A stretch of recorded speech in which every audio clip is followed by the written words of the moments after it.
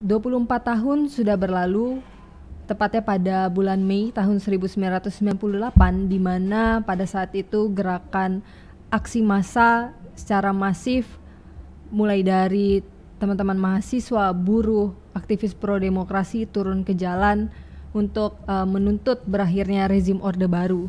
Dan gelombang protes ini kemudian berlangsung di berbagai titik di tiap-tiap daerah di Indonesia, termasuk di Jakarta, yang dimana juga barisan mahasiswa, barisan masyarakat sipil kemudian direspon secara represif oleh aparat keamanan yang secara membabi buta merespon demonstrasi mahasiswa, demonstrasi masyarakat sipil tersebut, yang kemudian menghasilkan berbagai macam kekerasan dan pelanggaran HAM yang merenggut nyawa dari teman-teman masyarakat sipil yang melakukan aksi di jalan. Dan unjuk rasa ini itu berlangsung mengusut berbagai macam tuntutan, diantaranya mengadili Soeharto dan kroni-kroninya, menghapus difungsi ABRI, menegakkan supremasi hukum, dan menghilangkan korupsi, kolusi, dan nepotisme atau KKN.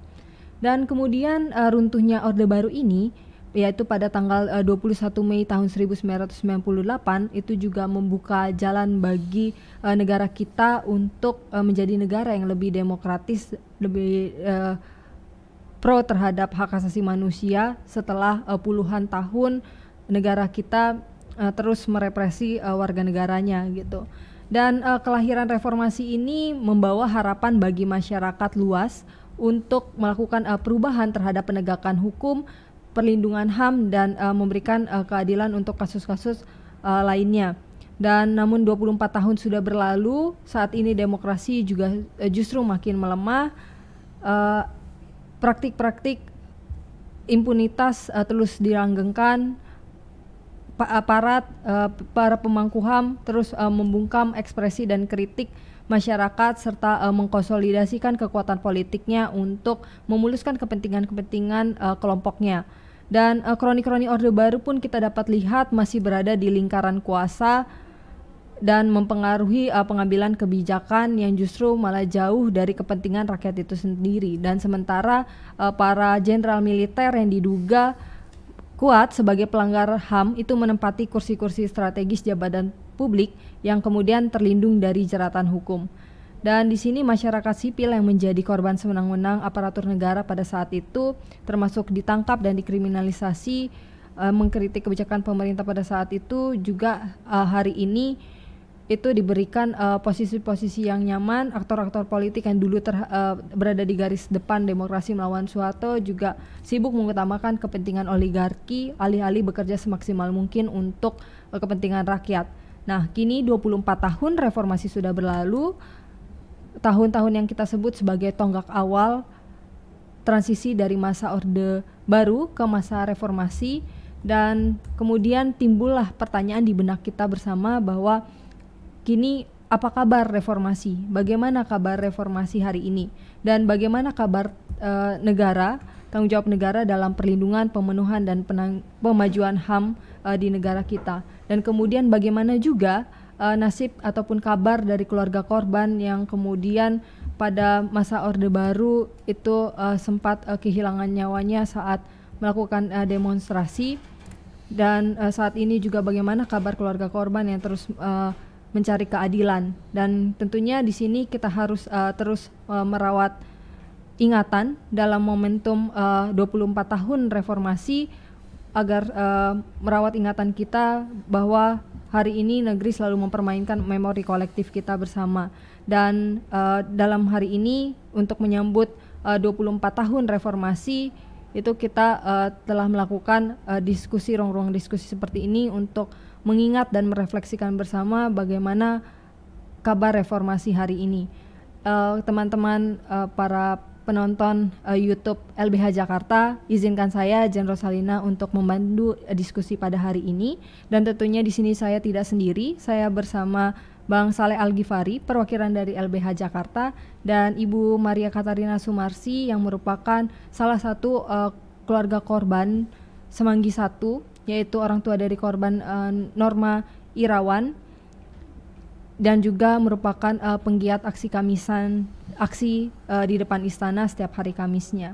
Mungkin kita sapa dulu bagaimana kabar kedua teman diskusi kita hari ini. Halo Ibu, halo Bang Gifar, gimana kabarnya?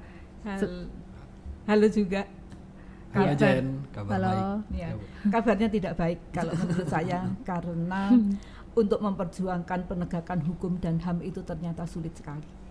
Dan saya ibunya Bernardinus Realino Norma Irmawan, panggilannya Wawan, dia adalah mahasiswa Atmajaya yang menjadi korban dalam tragedi Semanggi 1 13 November 98. Oke. Ya kalau kita lihat kan sekarang udah 2 tahun ya, hampir 2 tahun kita tidak tatap muka, kita diskusi secara virtual melalui Zoom, dan sekarang kita bertemu di dalam podcast ini. Gimana nih perasaannya? Harusnya kita bisa lebih giat lagi, bisa lebih intens lagi nih untuk memberikan kritik ya, memberikan sanggahan terhadap usulan-usulan yang makin kesini makin nggak masuk akal nih terkait penuntasan kasus pelanggaran HAM yang kita tahu belakangan selalu terus dicoba, dan yang paling terbaru Pak Muldoko bilang bahwa kasus Trisakti yang mana secara berkas dia sama terkait ya Bu ya dengan Semanggi 1 dan Semanggi 2 karena dalam satu periode waktu mau diselesaikan secara rekonsiliasi saja gitu ya. Seperti melepas beban saja, tidak mendengar apa yang dimau oleh korban, tidak mendengar apa yang disampaikan oleh mahasiswa, masyarakat dan publik ya, agar kejadian ini tidak berulang lagi dan proses hukum dijalankan. Nah, ini kan sesuatu yang dengan situasi kita tidak pandemi lagi ini, kita semoga lebih bisa untuk bergerak ya, supaya ini tidak jadi begitu saja sesuai dengan apa yang dimau oleh pihak yang berkuasa. Mungkin itu. Oke, baik teman-teman para penonton YouTube LBH Jakarta, pada kesempatan kali ini di podcast kita hari ini kita akan membahas soal apa kabar reformasi, dan mungkin kita langsung aja ke pertanyaan yang pertama. Tadi juga Bang Gifar sudah menyampaikan bahwa beberapa waktu ke belakang itu kita mendengar pernyataan yang sungguh menyakitkan dari Bapak Muldoko dari KSP, Kantor Staf Kepresidenan, yang bahwa penyelesaian kasus HAM itu terutama Trisakti itu akan dilakukan melalui proses non yudisial. Mungkin ini kita perlu tanyakan ke Ibu Sumarsi dari keluarga korban, bagaimana pendapat Ibu terkait pernyataan Pak Muldoko yang menyatakan bahwa penyelesaian kasus Trisakti dan kasus masa lalu itu akan ditempuh melalui jalur non yudisial. Jadi perubahan atau reformasi dan demokrasi yang diusung oleh gerakan mahasiswa 98 itu ya harus dikawal. Nah, pada tahun 98, 99 itu mahasiswa masih bergerak, akhirnya timbul tragedi Semanggi 1, dan korban dari mahasiswa itu ada 7 orang mahasiswa, salah satu di antaranya adalah anak saya Wawan. Kemudian juga pada tahun 99 itu terjadi Semanggi 2 bulan September tahun 99, korbannya ada 4 orang mahasiswa di luar masyarakat sipil yang menjadi korban. Nah, kemudian di dalam perkembangannya kan terus kemudian terbit Undang-Undang Nomor 26 Tahun 2000, Undang-Undang Pengadilan HAM, yaitu untuk menyelesaikan kasus-kasus pelanggaran HAM berat ya, ada berat mestinya ada ringan ya. Nah, terus kemudian sekarang ini memang sedang ramai tentang pernyataan Pak Muldoko KSP yang mengatakan bahwa kasus Trisakti dan kasus pelanggaran HAM berat masa lalu itu akan diselesaikan secara non yudisial. Pertanyaannya, dasar hukumnya apa? kalau tujuannya itu rekonsiliasi, saya tidak menolak rekonsiliasi ya, karena untuk rekonsiliasi pun di dalam Undang-Undang Pengadilan HAM itu juga disebut bahwa pembentukannya melalui undang-undang. Nah, undang-undang memang pernah punya Indonesia itu Undang-Undang Komisi Kebenaran dan Rekonsiliasi nomor 27 tahun 2004, tetapi kan kemudian dibatalkan. Nah, terus kemudian jadi saya sebagai orang tua korban pelanggaran HAM berat, rekonsiliasi tidak masalah. Yang penting ada proses hukumnya. Kalau rekonsiliasi itu kan maaf-maafan, salam-salaman. Nah, kami akan salaman-salaman dengan siapa ya? Jadi harus jelas siapa korbannya, siapa pelakunya.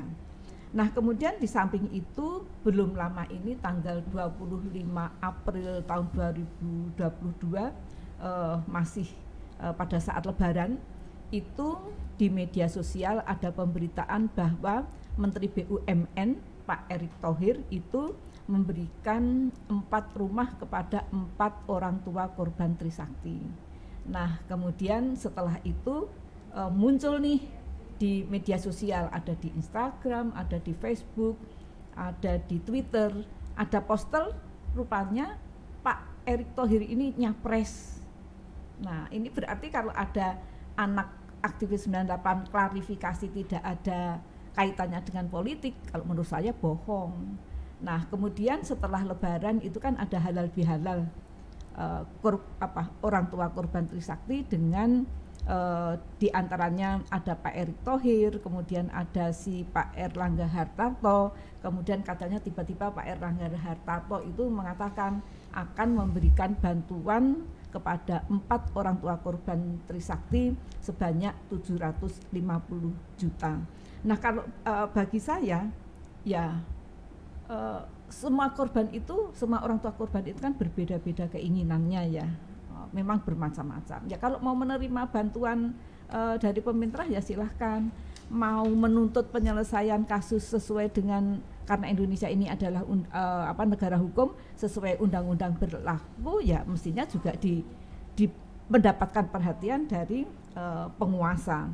Nah, kemudian kalau menurut saya dengan pemberian bantuan kepada korban sebelum ada kepastian hukum, ini akan melemahkan perjuangan untuk menegakkan supremasi hukum yang merupakan salah satu agenda reformasi yang diperjuangkan oleh gerakan mahasiswa 24 tahun yang lalu pada tahun 98. Nah, kemudian pernyataannya Pak Muldoko ini kalau menurut saya ya semakin jauh dari prinsip Indonesia ini sebagai negara hukum. Nah, ini mestinya menjadi kewajiban kita semua. Kalau masyarakat sipil maunya ya Indonesia ini tetap menjadi negara hukum, tetapi kenyataannya dari para penguasa kan mengarahkan Indonesia itu bukan negara hukum lagi. Oke, baik.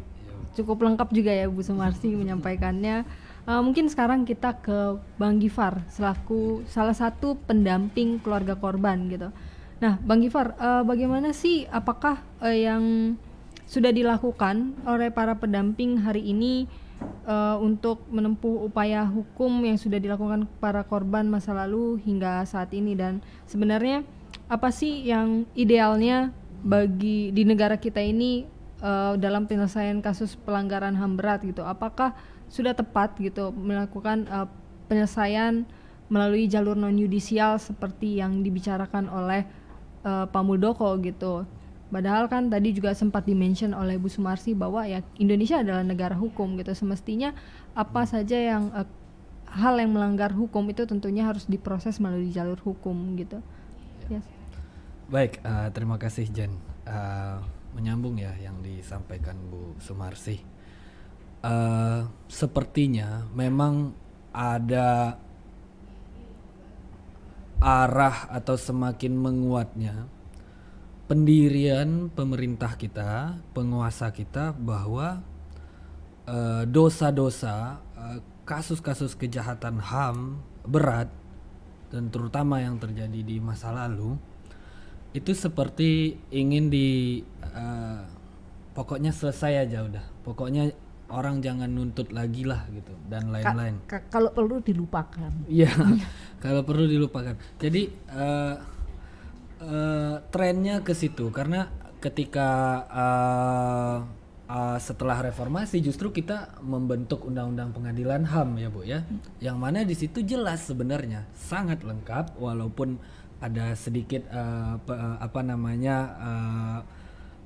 kritik juga pada saat itu, tapi minimal ini sudah tersedia nih infrastrukturnya di dalam undang-undang pengadilan HAM, udah bagi-bagi tugas lah di situ dan wewenang, dan salah satu tugas utama pemerintah adalah ya menuntaskan kasus pelanggaran HAM dengan membentuk pengadilan HAM di situ, dan di dalam prosesnya juga menugaskan Jaksa Agung untuk melakukan penyidikan untuk menggali sebenarnya ini secara hukum kejadiannya siapa yang bertanggung jawab, karena kan proses hukum kan intinya menemukan orang siapa pelaku suatu kejahatan gitu. Dan peran pemerintah itu tidak hanya ini kan yang dibesar-besarkan adalah ya yang penting kita memberikan apa yang dimau korban dan lain-lain. Iya, that's right gitu. Nggak ada yang salah dari situ. Pemerintah wajib memenuhi apa yang menjadi kebutuhan warga negaranya dan apalagi korban pelanggaran HAM gitu. Tapi di saat yang sama ini juga ada nih berdasarkan Undang-Undang 26 2000 kewajiban melakukan penegakan hukum, kewajiban melakukan penyidikan, kewajiban membentuk pengadilan HAM berat, membentuk pengadilan HAM ad hoc, kewajiban untuk membuka seluas-luasnya ini di sidang yang terbuka untuk umum, dan terhadap pelaku jika memang ditemukan pelanggaran sesuai dengan pidana yang telah ditetapkan di Undang-Undang 26 2000 ya dihukum biar tidak terjadi keberulangan. Dan yang terutama yang seperti yang disampaikan Bu Sumarsi tadi, mau maaf-maafan sama siapa nggak jelas orangnya gitu, belum disebutkan siapa sih pelakunya, siapa yang bertanggung jawab. Dan masa iya orang kalau kita di kehidupan sehari-hari aja lah orang mukulin kita, menganiaya, menyiksa, membunuh, kok tiba-tiba Pak Muldoko yang menentukan kita boleh meminta keadilan atau tidak? Kok Pak Muldoko yang bisa menentukan kita harus terima bantuan saja gitu? Kita ingin dong, kita berhak dong untuk memilih jalur proses hukum, meminta pertanggungjawaban pidana karena ini kejahatan kemanusiaan, kejahatan yang sangat berat gitu. Nah, peran ini yang seharusnya dijalankan oleh pemerintah juga, dan ini mandat wajib. Bahkan ada hitungan harinya sebenarnya di Undang-Undang 26 2000 yang sampai saat ini bolak-balik terus, dan walaupun terakhir setelah disinggung oleh Pak Jokowi juga sebenarnya ya, kita tidak tahu kalau kata Bu Sumarsi ya dulu ini ada yang di depan publik, ada yang di belakang. Tapi setidaknya yang kita bisa lihat di depan publik, Pak Jokowi bilang ya Jaksa Agung adalah kunci penyelesaian pelanggaran HAM berat, dan harus benar-benar menjalankan tugasnya. Dibentuk Satgas tahun 2020 akhir, sampai sekarang belum ada kabarnya. Saya tadi sempat tanya ke Bu Sumarsi, dan kok tiba-tiba muncul dengan bantuan-bantuan ini, dan kemudian bicara soal maaf-maafan, rekonsiliasi. Siapa yang bertanggung jawab aja sampai sekarang kita belum tahu. Sudah 15 tahun Bu Sumarsi dan kawan-kawan di depan istana menuntut. Sudah hampir 800 kali ya Bu ya, udah lebih 700 kali. 728 kali. Ya, tepatnya 28 kali. Ya, di depan istana meminta hal ini. Ya, mungkin itu aja. Ya.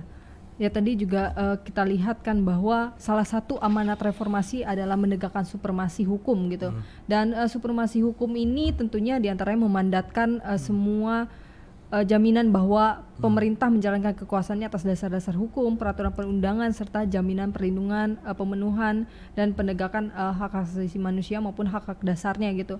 Dan sesuai dengan fakta juga bahwa negara kita adalah negara hukum dan kita juga sudah mempunyai instrumennya, ada Undang-Undang 26 tahun 2000 yang telah memandatkan peradilan untuk perkara pelanggaran HAM berat gitu. Dan tentunya di sini harusnya pemerintah mengikuti ketentuan tersebut gitu, bukan ujuk-ujuk melakukan penyelesaian secara non yudisial gitu kan. Dan kita lihat juga selama bertahun-tahun ada terjadi berbagai macam drama bolak-balik berkas penyelidikan dari Komnas HAM ke Kejaksaan Agung, serta munculnya gagasan penyelesaian melalui non yudisial tadi gitu. Dan di sini kan lagi-lagi yang dicederai harkat dan martabatnya adalah keluarga korban gitu. Sudah mereka menjadi korban, kemudian harus terus-menerus menuntut keadilan di negeri ini gitu. Dan mungkin Bu Sumarsi bisa sedikit memberikan update-nya bahwa waktu itu juga kan kita lihat di bulan Januari ya tahun 2020 bahwa Jaksa Agung ST Burhanuddin menyatakan bahwa kasus Semanggi 1 dan 2 itu bukan pelanggaran HAM berat gitu. Dan ini tentunya ya telah menyakiti hati korban gitu, bahwa ya jelas-jelas anak kita gitu kan, teman kita, keluarga kita itu ditembak mati gitu. Dan kemudian lagi-lagi dinyatakan bahwa ini bukan pelanggaran HAM berat gitu. Nah itu kan kita sudah melewati berbagai macam upaya hukum, dan mungkin Bu Sumarsi bisa memberikan update-nya kira-kira sudah sampai mana ya Bu ya untuk terkait dengan pernyataan tersebut gitu. Kalau update perkembangan kasus saya rasa Dek Gifat ya, yang lebih yang lebih berkaitan untuk menjawab. Nah, saya juga akan nyambung Dek Gifat ya. Dek Gifat tadi kan pemberian bantuan kepada orang tua korban ya dari penguasa. Itu ya ini bertentangan dengan Undang-Undang Pengadilan HAM. Di pasal 35 Undang-Undang Pengadilan HAM itu mengatur tentang pemberian hak-hak korban yang berupa kompensasi, restitusi, dan rehabilitasi. Nah, pemberian hak-hak korban itu kalau sudah ada kepastian hukum. Sementara ini pemberian rumah kepada orang tua korban Trisakti oleh Menteri BUMN Pak Erick Thohir, pemberian uang 750 juta oleh Pak Erlangga Hartarto ya, ini menyalahi aturan di Undang-Undang Pengadilan HAM karena belum punya kepastian hukum. Nah, yang kami perjuangkan di aksi Kamisan itu adalah agar proses hukum itu berjalan dulu. Setelah proses hukum berjalan, hak-hak korban itu akan diberikan sesuai dengan ketentuan yang berlaku. Jadi misalnya Indonesia itu kan negara korup. Kalau misalnya dalam sebuah kasus Trisakti Semanggi 1 dan Semanggi 2 menang, itu nanti kan akan mendapatkan 3 hak korban itu. Kalau misalnya kita akan mendapatkan kompensasi, kemudian pelakunya tidak bisa membayar, ini kan yang membayar kan negara. Uang negara itu kan pengeluarannya kan harus dianggarkan melalui APBN, melalui persetujuan DPR, supaya tidak dikorupsi oleh aparat. Oleh karenanya itu yang kami perjuangkan ini adalah ya proses hukum. Mau memberikan sesuatu itu ada dasarnya, tidak hanya sekedar mau pemilu terus kemudian ngasih iming-iming kepada keluarga korban supaya menang, setelah menang lupa, kemudian tidak ada perkembangan apa-apa. Jadi memang setelah kami koalisi untuk keadilan Semanggi 1 dan Semanggi 2, orang tuanya yang menggugat adalah saya, ibunya Wawan, dan Ibu Hukimno, itu ibunya Yunhab korban Semanggi 2, bersama koalisi keadilan untuk Semanggi 1 dan Semanggi 2, itu yang memang berkasnya sekarang mandek di Kejaksaan Agung. Nah, apa yang kita lakukan? Ya, kita tetap mendesak kepada Presiden melalui surat aksi Kamisan. Setiap hari Kamis itu ada satu butir tuntutan yang kayaknya setiap surat kepada Presiden yang dikirim hari Kamis itu ada poin ya, yang tuntutannya adalah memerintahkan Jaksa Agung untuk membentuk tim penyidik ad hoc yang terdiri dari unsur pemerintah dan atau masyarakat sebagaimana diatur di dalam Undang-Undang Pengadilan HAM pasal 23 ayat 2 untuk menindaklanjuti hasil penyelidikan Komnas HAM ke tingkat penyidikan. Ini yang kami lakukan ya. Jadi memang aksi Kamisan ini adalah cara kami untuk bertahan, membongkar fakta kebenaran, mencari keadilan, melawan lupa dan melawan impunitas. Pijakan perjuangan kami ini adalah konstitusi. Pasal 28 huruf I ayat 4 dan 5. Dik Gifar nanti bisa menjelaskan. Kalau tidak salah ayat 4 itu bunyinya bahwa perlindungan, pemajuan, penegakan dan pemenuhan hak asasi manusia adalah tanggung jawab negara terutama pemerintah. Ayat 5-nya untuk menegakkan dan melindungi hak asasi manusia dalam sistem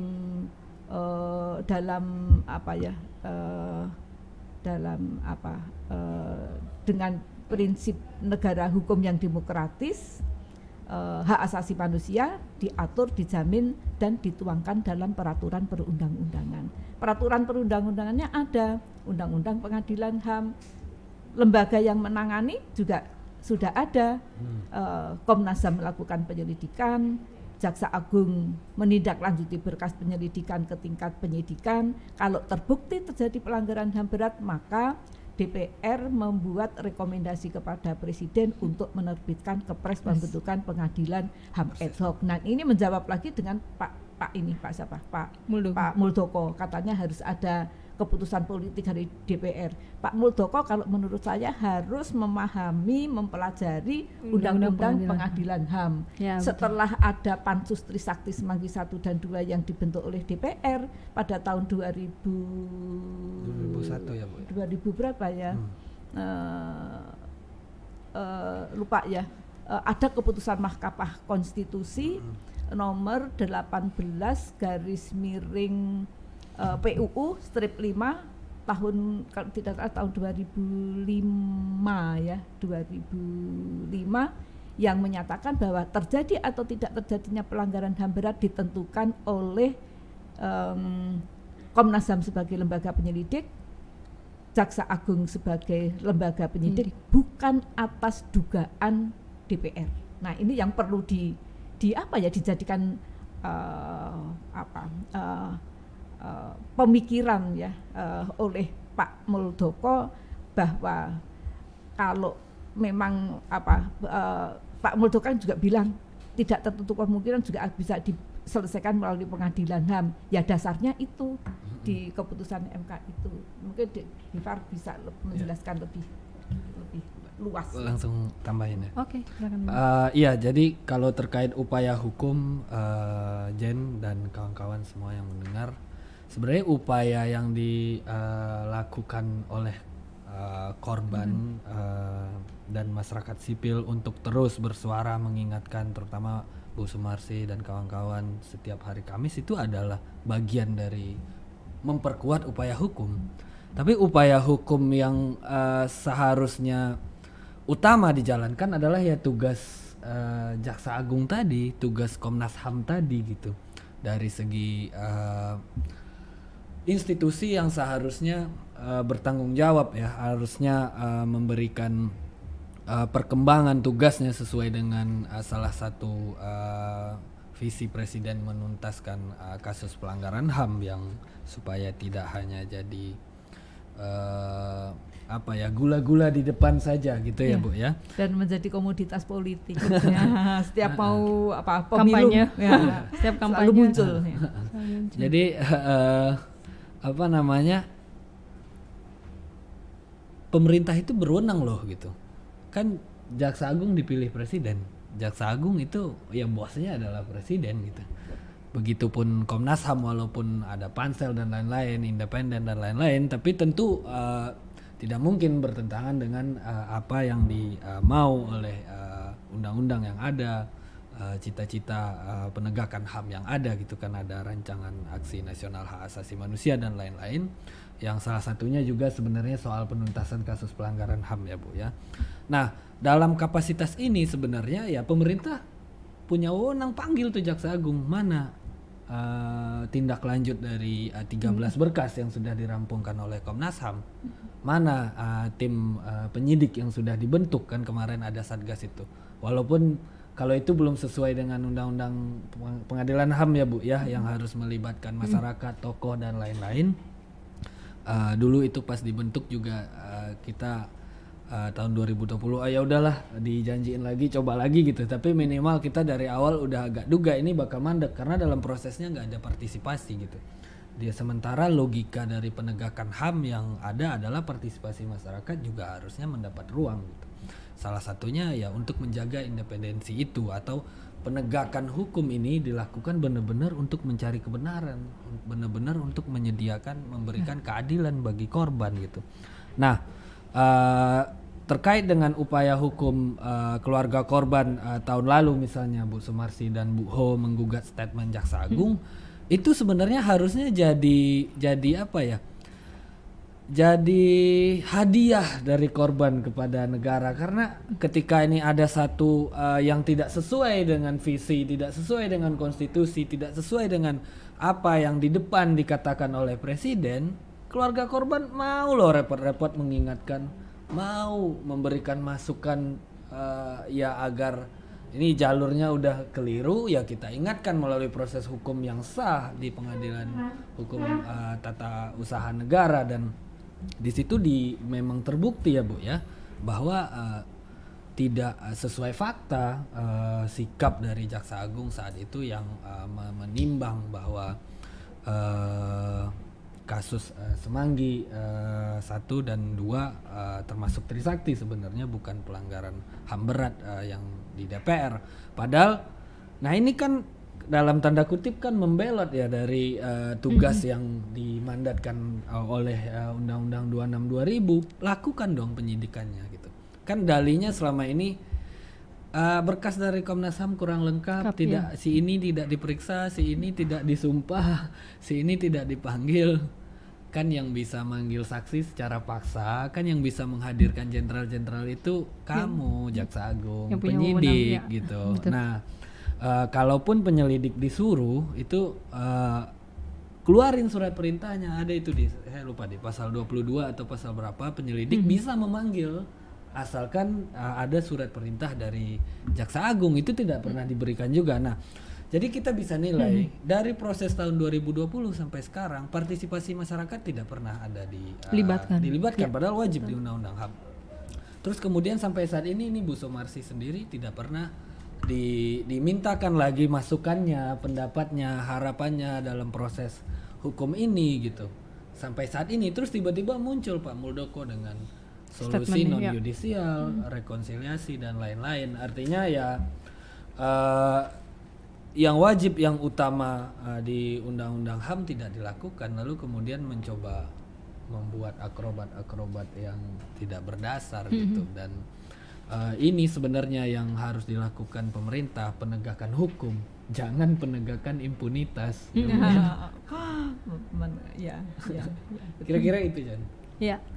Ya kalau kita lihat sebenarnya kan sangat disayangkan ya bahwa pemerintah yang harusnya mengikuti ketentuan hukum yang ada, instrumen-instrumen hukum yang ada, tapi lagi-lagi malah menjadikan penuntasan kasus pelanggaran HAM berat hanya menjadikan jualan politik ataupun komoditas politik di tiap-tiap panggung politiknya. Kalau mau mencalonkan diri nanti bawa statement bahwa berjanji akan menuntaskan kasus pelanggaran HAM berat gitu. Dan kemudian timbullah harapan dari para korban mempercayakan kepada pemerintah lagi-lagi untuk memimpin dan menuntaskan kasus pelanggaran HAM berat gitu. Namun ya sampai detik ini juga kita lihat udah 24 tahun pasca reformasi maupun sudah silih berganti presiden dari tahun ke tahun, yang kita lihat bahwa terduga pelaku pelanggar HAM itu masih belum juga dijerat hukum, belum juga diproses hukum. Dan kita bisa lihat bahwa ya praktik-praktik impunitas ini ya terus dilanggengkan gitu. Nah, Bang Gifar, aku ingin tanya tuh, kira-kira apa sih yang membuat negara yang akhirnya tidak serius menuntaskan kasus pelanggaran HAM berat ini? Pertama ya karena tidak mendengar korban. Sudah 15 tahun, sudah 728 kali tadi disebutkan. Jangankan soal pelanggaran HAM lah, soal apapun. Kan negara ini harusnya mendengar rakyatnya. Apalagi dalam konteks pelanggaran HAM, korban itu dia kapasitasnya adalah bahkan secara proses hukum bisa jadi saksi loh, bisa memberikan informasi terhadap kejadian dan lain-lain. Saya berbeda pendapat dengan Dik Gifar. Ya, berbeda pendapat. Ya sebenarnya ya Indonesia ini adalah negara impunitas. Ya. Nah pada saat persidangan di Pengadilan Tata Usaha Negara Jakarta, yang mengesan bagi kita semua adalah terbongkar kebohongan Jaksa Agung. Ketika tanggal 16 Januari di DPR, Komisi 3 DPR menyatakan peristiwa Semanggi 1, Semanggi 2 bukan pelanggaran HAM berat karena ada ini keputusan hasil paripurna DPR, seharusnya Komnas HAM tidak menindaklanjuti ke pengadilan HAM ad hoc. Tetapi ternyata di sana di dalam persidangan itu kebohongan itu terbongkar. Akhirnya kami Koalisi Keadilan Semanggi 1 dan Semanggi 2 menang. Kebohongan itu diantaranya apa? Misalnya ya, yang menurut tim ahlinya Jaksa Agung yang disampaikan Pak Jaksa Agung, siapa namanya? Pak Burhanuddin siapa? ST Burhanuddin. Nah, itu katanya spontan. Tetapi setelah didatangkanlah saksi dari intern Jaksa Agung, ini ada Pak Jaksa yang mengatakan bahwa itu bukan spontan tetapi sudah disiapkan oleh tim untuk memberi bahan briefing, tim bahan untuk raker Jaksa Agung dengan Komisi 3. Kebohongan yang lain misalnya katanya sudah ada gelar perkara kasus pelanggaran HAM berat masa lalu di Bogor. Tetapi ternyata sampai pada saat itu, sampai tahun 2020 itu diadakan tahun 2016 kalau tidak salah, baik Jaksa Agung maupun Komnas HAM tidak menandatangani hasil dari gelar perkara di Bogor itu. Masih banyak kebohongan itu. Tetapi ya namanya negara impunitas ya, penegak hukum pun juga bisa melindungi sesama kerabatnya. Si Jaksa Agung mengajukan banding ya, akhirnya yang menang Pak Jaksa Agung, terus kita mengajukan kasasi ternyata juga ditolak oleh Mahkamah Agung. Jadi ya sumbernya sebenarnya impunitas ya, kalau sampai sekarang tidak ada kemajuan apa-apa, bahkan diarahkan untuk penyelesaian di luar hukum. Ya, menyambung yang tadi Jan. Kalau misalnya kebuntuan dalam melakukan penegakan hukum memang selalu dimunculkan ya sebagai alasan untuk tidak melakukan penyidikan, tidak melakukan rangkaian proses yang dimandatkan oleh Undang-Undang 26 2000. Ya, ini kembali lagi sebenarnya apakah ini adalah memang ketidakpahaman dari pemerintah yang sekarang berkuasa, bahwa kan selalu dilempar Pak Mahfud misalnya atau Pak Muldoko itu kan kalau pelanggaran HAM berat yang masa lalu tugas DPR. Nah ini kan berarti nggak mengikuti perdebatan yang tahun 2007 itu ya Bu ya, yang ketika dianggap penilaian atau pengusulan oleh DPR membentuk pengadilan HAM ad hoc, meminta presiden mengeluarkan Kepres dalam satu kasus, itu penilaian politik, makanya diuji ketika itu di MK, harus penilaiannya adalah penilaian hukum, yang mana yang bisa melakukan penilaian itu adalah Komnas HAM melalui tim penyelidiknya, lalu kemudian si Jaksa Agung jika sudah melakukan penyidik. Jadi DPR dari situ tuh ngusulin pembentukan pengadilan HAM ad hoc kepada presiden pada akhirnya melalui Kepres. Artinya jangan dilihat di akhir doang setelah DPR mengusulkan terus baru kayak ngasih topping aja ya, kayak seremoni akhir keluarin Kepres. Enggak, sebelum DPR mengusulkan ini tugas presiden loh, merintahin Jaksa Agung menyidik, ya rakor dengan Komnas HAM meminta perkembangan penyelidikan dan lain-lain. Jadi ini kayak dipotong, jadi dipahami undang-undang HAM itu ya karena mungkin maunya begitu, jadi diambil bagian yang kira-kira membenarkan kalau kita nggak menindaklanjuti untuk menuju proses hukum melalui pengadilan HAM gitu. Nah, ini yang sering tidak disampaikan atau dilupakan lah. Perdebatan soal di DPR harusnya sebelum mengusulin itu berdasarkan dari Jaksa Agung juga, dari Komnas HAM juga, yang mana berarti tugas pemerintah untuk menagih terus hal ini, untuk memerintahkan terus hal ini gitu.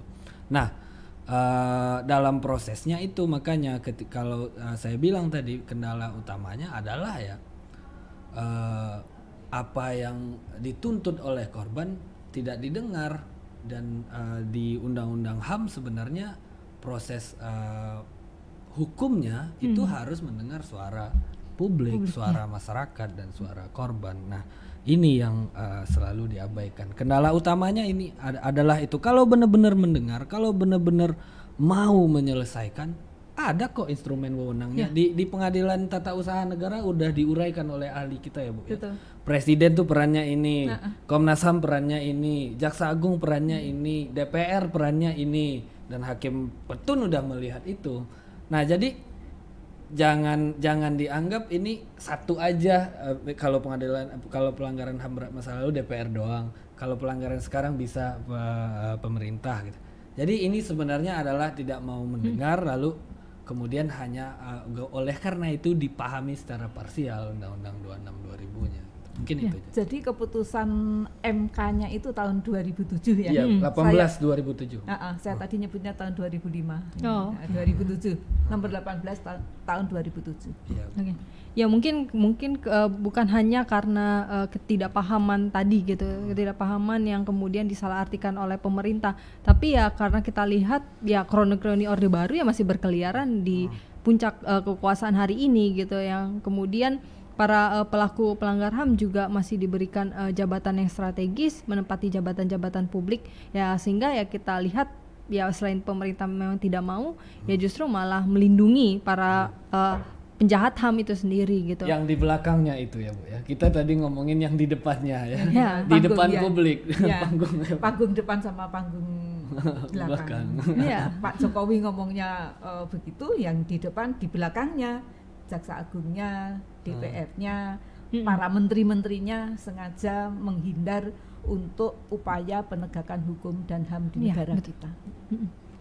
Apalagi kemarin kita lihat juga awal tahun 2022 gitu, kita juga dihadiahkan lagi-lagi aktor pelanggar HAM, pelaku penjahat HAM, terutama penculik aktivis tahun 97-98 diangkat menjadi Panglima Kodam Jaya gitu. Nah, gimana sih tanggapan Bang Gifar maupun Ibu Sumarsi melihat hari ini masih banyak aktor-aktor penjahat HAM yang seharusnya diadili di pengadilan HAM, dinyatakan bersalah tapi malah menempati jabatan-jabatan publik, yang artinya negara kita, negara Indonesia masih terus melanggengkan praktik-praktik impunitas gitu. Saya singkat aja, itu karena kebenaran belum terungkap. Jadi dianggap tidak pernah terjadi dulu tuh kekerasan, kebrutalan dia. Jadi dianggap masih layak gitu. Makanya cepat ungkap kebenarannya gitu. Kalau dari saya itu.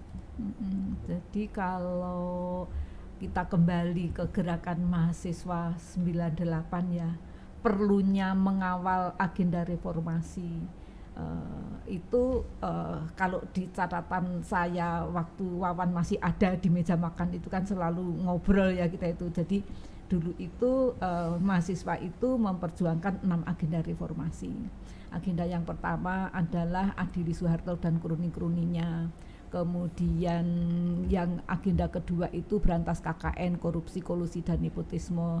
Agenda ketiga tegakkan supremasi hukum. Agenda keempat cabut dwi fungsi ABRI. ABRI itu TNI Polri zaman Orde Baru. agenda yang kelima itu adalah laksanakan otonomi daerah seluas-luasnya, dan yang keenam itu amandemen Undang-Undang Dasar 45. Wawan juga pernah cerita pada saat itu ada namanya para reformis gadungan.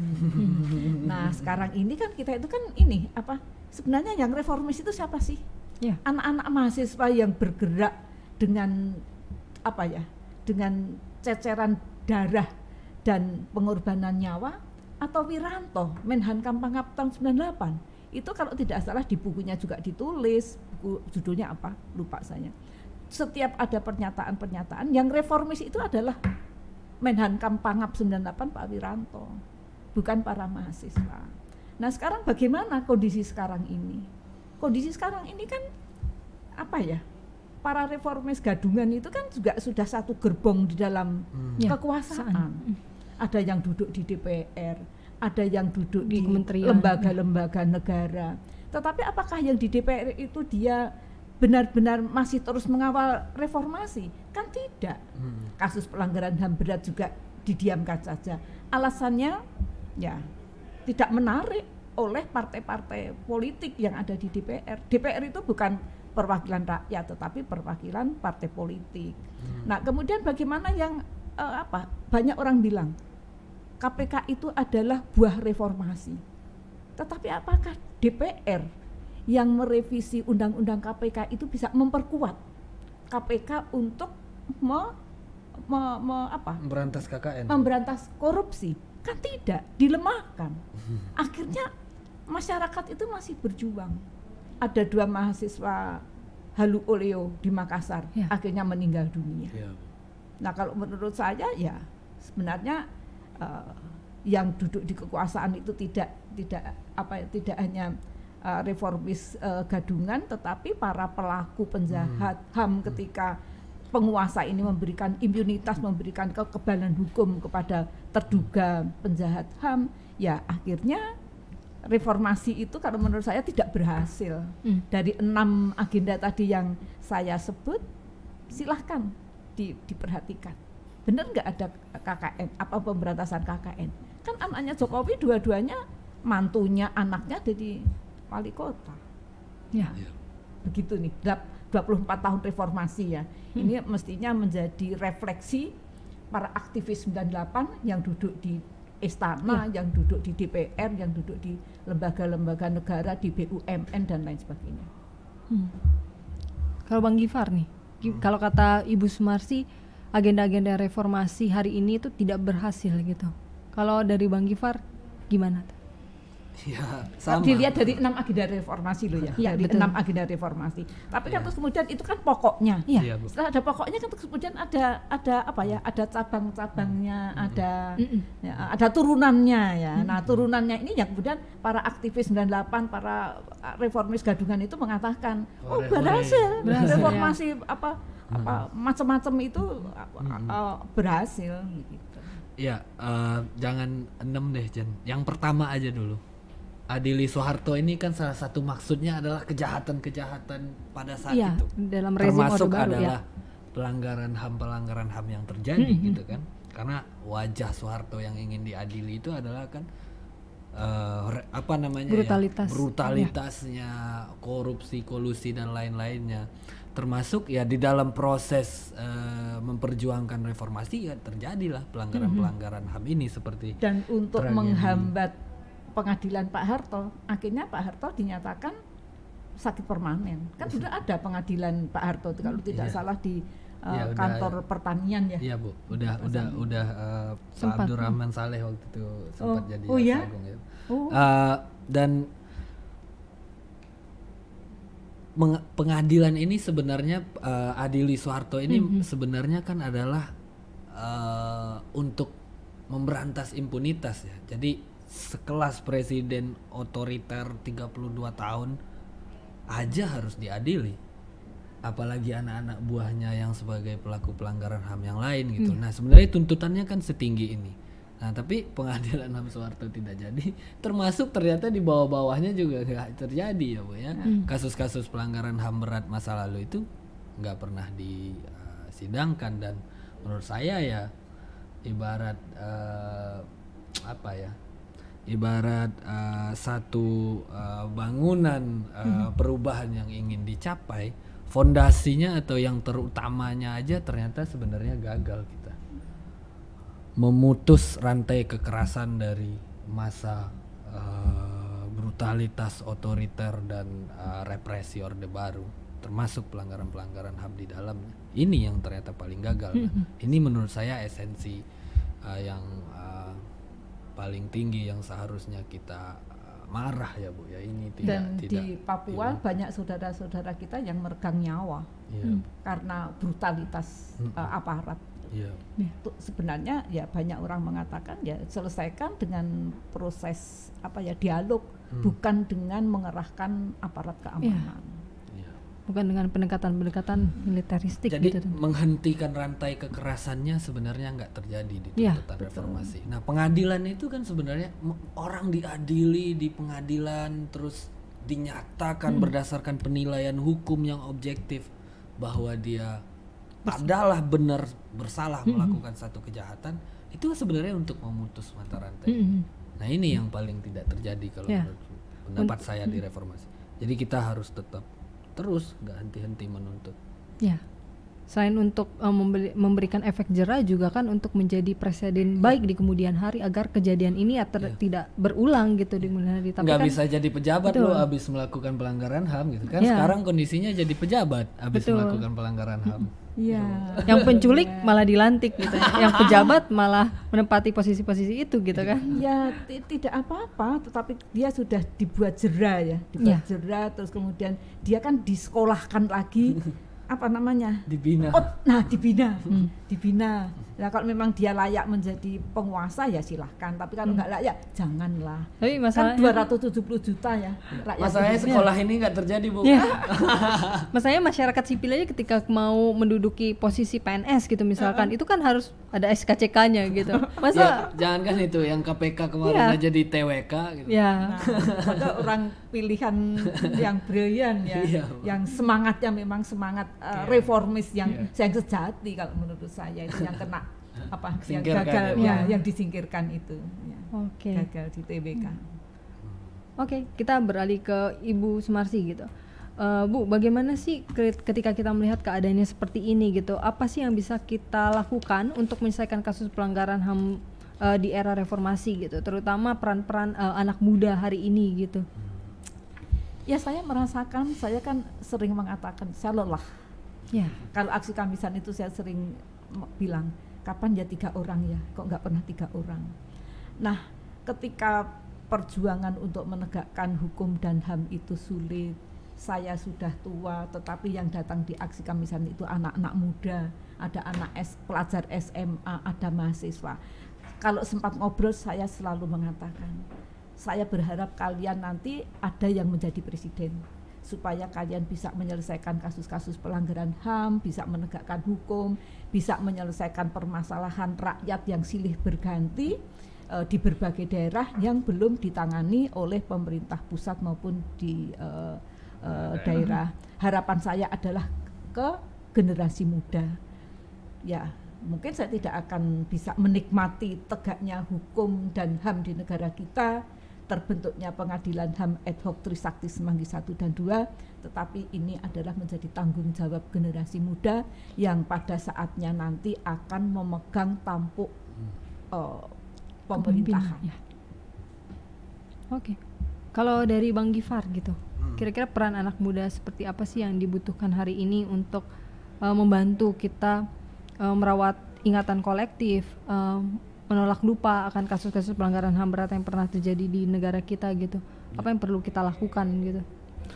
Kalau menurut saya ya selain terus berpartisipasi ya, saya sangat melihat perkembangan pesat setidaknya 5 atau 7 tahun terakhir ya Bu ya, ketika kita aksi Kamisan saat itu masih kita bisa banyak ngobrol karena jumlahnya belum terlalu banyak gitu ya waktu itu. Tapi belakangan ya sudah sangat ramai kawan-kawan yang mengikuti aksi Kamisan walaupun terpotong pandemi ini. Yang perlu dibanggakan adalah aksi Kamisan itu sudah ada di sekitar 60 kota. Iya. Jadi kita ini tidak boleh pesimis Ya, Bu. ya. Anak-anak muda di berbagai daerah sudah banyak yang melakukan aksi kamisan. Iya.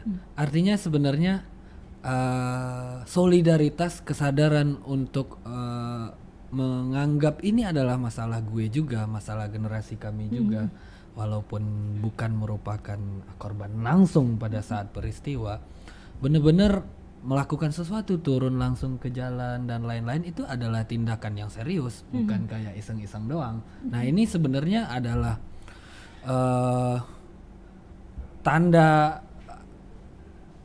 tanda yang harus disadari oleh rezim kalau sebenarnya ini kesadaran rakyat udah semakin meningkat dan orang kalau menuntut keadilan itu benar-benar serius gitu, dan bukan sesuatu yang bisa kayak gula-gula nggak mau yang ini diganti yang ini gitu ya Bu ya. Nah terus sebenarnya harus terus ditingkatkan apa yang sudah dilakukan oleh anak muda sekarang, dan lebih tajam lagi kalau memang bisa kita terus meningkatkan pemahaman kita, benar-benar menelusuri rangkaian peristiwa ini, bagaimana bisa terjadi dan lain-lain, karena sebenarnya hak kita itu untuk mengetahui suatu atrocities kejaman yang pernah terjadi di negara kita itu adalah disediakan. Makanya pemerintah harusnya melakukan investigasi minimal kan, kalau dalam satu pelanggaran HAM itu minimal itu harus dilakukan investigasi biar terungkap ke publik, biar orang bisa mengambil pelajaran dan lain-lain. Nah sayang sekali saat ini kita belum disediakan itu. Kita kalau mau mengakses informasi pelanggaran HAM sekarang di mana? Ya paling yang disediakan oleh kawan-kawan yang riset di bidang itu ataupun teman-teman masyarakat sipil dan lain-lain. Artinya partisipasi anak muda harus aktif nyari gitu loh. Nah sementara sebenarnya kewajiban pemerintah menyediakan fakta ini, kenapa ini bisa terjadi dan lain-lain. Nah jadi ya semakin aktif kita untuk mendalami bagaimana ini sebenarnya bisa terjadi, apa yang dilakukan pada saat itu, bagaimana negara kok sampai bisa melakukan itu, apa yang terjadi terhadap korban-korbannya dan lain-lainnya. Jika kita semakin meningkatkan pemahaman kita tentang ini, menurut saya itu akan semakin membuat kita mudah untuk mengabarkan ke lebih banyak orang bahwa ini adalah masalah yang serius, masalah generasional ya, yang tidak mungkin diabaikan begitu saja, dan sepenting adalah bekerja, sepenting adalah makan nasi. Menurut saya keadilan ini harus menjadi sesuatu yang kita perjuangkan sebagai sebuah hak gitu. Mungkin itu Jan. Jadi masa lalu itu seharusnya dijadikan pijakan untuk menatap masa depan yang lebih baik. Oke. Kalau pemerintah itu ngikutin lirik lagu kali, masa lalu biarlah berlalu gitu. Jadi itu yang terekam di memori ingatan pemerintah gitu. Padahal ya seharusnya itu penting untuk diungkap kebenarannya. Apalagi generasi muda perlu tahu bahwa dulu kita pernah mengalami kejadian yang begitu pelik gitu. Dan pemerintah harusnya juga negara harusnya belajar gitu dari kejadian yang ada di masa lalu dan jangan sampai terjadi lagi di kemudian hari gitu. Oke, baik teman-teman yang ada di rumah, kita sudah berbincang dengan dua teman bincang-bincang sore kita hari ini, dan mungkin sudah 30 menit lebih kita berbincang-bincang mengenai apa kabar reformasi hari ini gitu. Dan mungkin sebelum kita tutup podcast hari ini, aku pengen dengar closing statement dari masing-masing pembicara kita hari ini, baik dari Bang Gifar maupun Bu Sumarsi. Balik lagi ke pertanyaan mendasar sesuai dengan tema podcast hari ini gitu. Apa kabar reformasi? Saya dulu Bu. Ya, kabar reformasi adalah kalau tidak mundur ke belakang kembali ke titik awal, setidaknya saya bisa bilang mundurnya cepet banget ini. Jadi kayak atreknya gigi 5 ini gitu. karena semakin banyak pelaku pelanggaran HAM yang naik ke pemerintahan, perlindungan hak-hak warga miskin, warga kurang mampu untuk dapat layanan sosial, layanan publiknya semakin sulit karena korupsi merajalela dan KPK-nya seperti terakhir bansos itu kan, KPK-nya dilemahkan.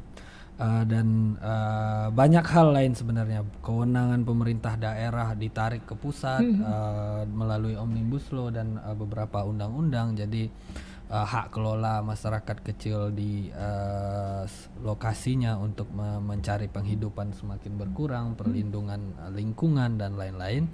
Tapi ya saya karena tema kita saat ini bersinggungan dengan apa yang usulkan oleh Pak Muldoko itu proses non yudisial penyelesaian pelanggaran HAM masa lalu, saya bilang bahwa penghapusan impunitas makna yang terkandung dalam tuntutan utama reformasi Adili Soeharto ini sangat-sangat jauh panggang dari api saat ini, karena makin kesini sebenarnya harusnya makin lengkap itu berkas, makin bisa makin melemah itu pelaku kekuasaannya, harusnya sudah lengser gitu ya Bu ya.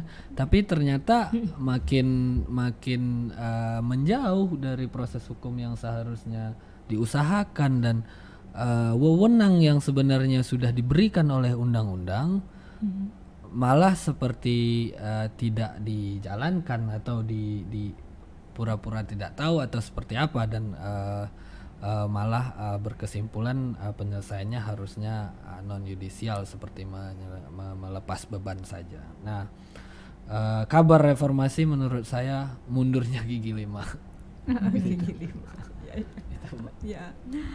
24 tahun reformasi, 6 agenda reformasi harus terus dikawal, seperti satu baris puisi Wawan yang Wawan bilang, udambakan reformasi dan demokrasi.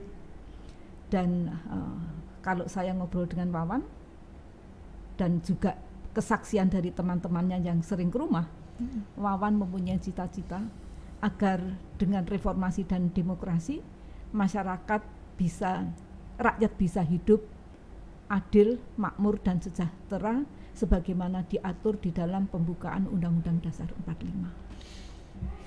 Oke. Ya. Baik, tentunya teman-teman yang ada di rumah, ruang-ruang diskusi ini itu perlu terus kita rawat, dan sebenarnya seharusnya momentum 24 tahun reformasi ini tidak hanya menjadi refleksi bagi masyarakat sipil aja gitu, tapi para pemangku HAM juga gitu. Dan kita lihat bahwa kita masih menunggu langkah konkret pemerintah untuk menuntaskan kasus pelanggaran HAM berat yang terjadi di era sebelum reformasi, era orde baru gitu. Dan di sini kegagalan presiden, kegagalan pemerintah untuk menyeret para pelaku penjahat HAM ke pengadilan HAM adalah sebuah pengkhianatan terhadap amanat reformasi itu sendiri gitu.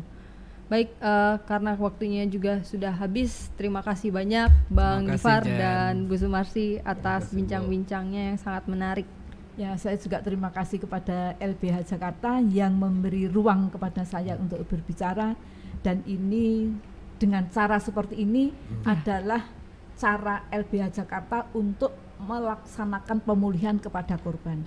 Tidak memberikan uang, tidak memberikan rumah, tetapi diberi semangat untuk tetap berjuang melanjutkan terutama ya perjuangan gerakan mahasiswa tahun 98. Terima kasih LBH Jakarta.